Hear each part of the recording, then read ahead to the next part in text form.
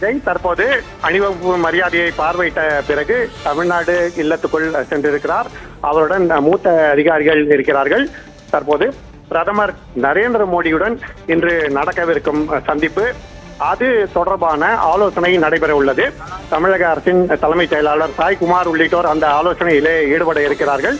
அந்த ஆலோசனையிலே இன்று முதல்வர் பிரதமர் நரேந்திர மோடியை சந்திக்கும் போது அவரிடம் எத்தகைய விவரங்களை அளிக்க வேண்டும், கோரிக்கை மனுக்கள் எவற்றையெல்லாம் சமர்ப்பிக்க வேண்டும், என்னென்ன முக்கிய விஷயங்களை வலியுறுத்த வேண்டும் என்பதெல்லாம் விவாதிக்கப்பட இருக்கிறது.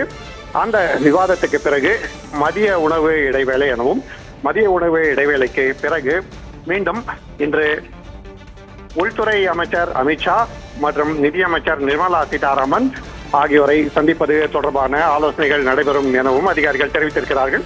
அந்த ஆலோசனைகள் தொடர்பாக மூத்த அதிகாரிகள் முதலமைச்சர் விஜய்க்கு என்னென்ன விவரங்களுக்கு முன்னுரிமை அளிக்கப்பட இருக்கிறது, தமிழ்நாடு அரசுக்கு நிலுவையில் உள்ள நிதி எவ்வளவு இருக்கிறது, அது தொடர்பான விவரங்கள் என்ன, அவற்றில் எந்தெந்த நிதிகளுக்கு முன்னுரிமை அளிக்கும்படி கோரிக்கை வைக்க வேண்டும் போன்ற பல்வேறு விஷயங்களை வலியுறுத்த இருக்கிறார்கள்.